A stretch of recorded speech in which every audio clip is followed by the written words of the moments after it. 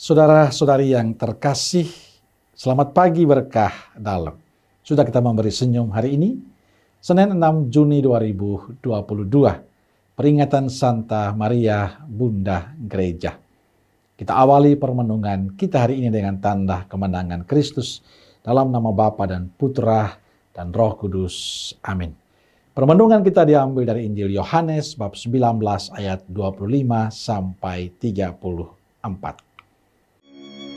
Dan dekat salib Yesus berdiri ibunya dan saudara ibunya, Maria, istri Klopas, dan Maria Magdalena. Ketika Yesus melihat ibunya dan murid yang dikasihinya di sampingnya, berkatalah ia kepada ibunya, "Ibu, inilah anakmu." Kemudian katanya kepada murid-muridnya, "Inilah ibumu."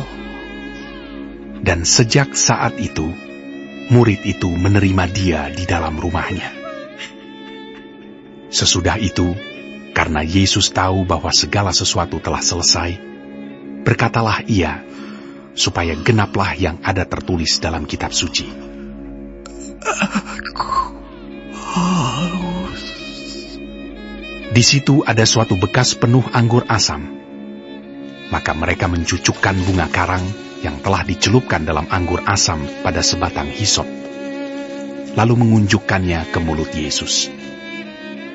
Sesudah Yesus meminum anggur asam itu, berkatalah ia, "Sudah selesai." Lalu ia menundukkan kepalanya dan menyerahkan nyawanya. Karena hari itu hari persiapan, dan supaya pada hari Sabat mayat-mayat itu tidak tinggal tergantung pada kayu salib, sebab Sabat itu adalah hari yang besar, maka datanglah orang-orang Yahudi kepada Pilatus dan meminta kepadanya supaya kaki orang-orang itu dipatahkan dan mayat-mayatnya diturunkan. Maka datanglah prajurit-prajurit lalu mematahkan kaki orang yang pertama dan kaki orang yang lain yang disalibkan bersama-sama dengan Yesus. Tetapi ketika mereka sampai kepada Yesus dan melihat bahwa ia telah mati, mereka tidak mematahkan kakinya.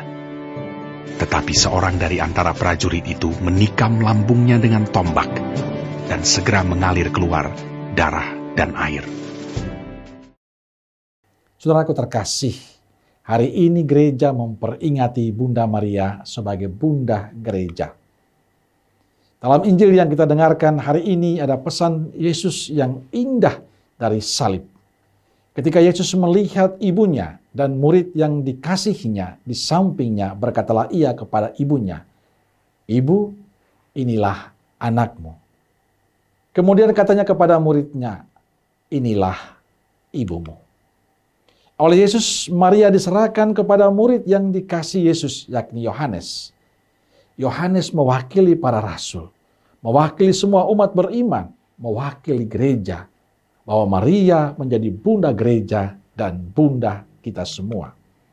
Saudaraku terkasih, merenungkan kisah hidup Bunda Maria bukan hal yang baru bagi kehidupan iman kita. Maria menjadi teladan kesetiaan, teladan ketulusan dalam pelayanan, teladan sikap rendah hati dalam kehidupan. Dalam masih banyak litani yang indah, kita tahu tentang Maria. Satu yang ingin saya ajak kita hari ini yakni teladan kesetiaan Maria mengikuti putranya sampai di kaki salib. Ia tidak pernah meninggalkan putranya sendiri mengalami penderitaan. Ia tidak pernah protes dan mengeluh. Tapi Maria tetap setia. Bahkan dalam kepahitan yang dia terima, Maria tetap setia menemani putranya. Saudaraku terkasih, kita bisa belajar dari kesetiaan Maria ini dalam situasi sulitnya hidup kita. Dalam situasi persoalan yang kita alami, kita belajar dari Maria yang tidak pernah menyerah sebab dia selalu memiliki harapan pada dirinya. Saya sadar dalam hidup berkeluarga, dalam komunitas bukan hal yang mudah. Sering muncul ketidaksetiaan, sering muncul kesalahpahaman, sering muncul pengkhianatan dalam situasi yang sulit sekarang.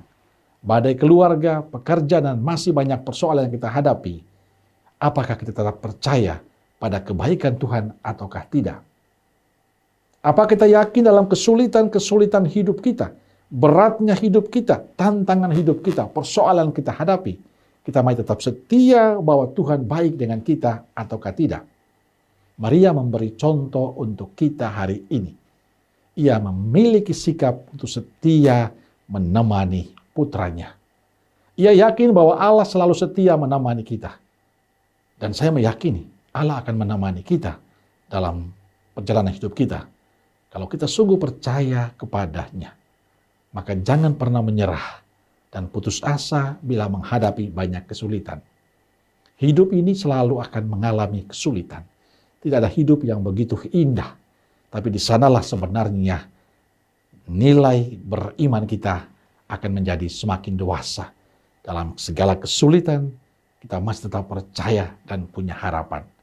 Kalau kita semakin setia mencintai Tuhan, mempersembahkan semua kepada Tuhan, selalu ada jalan.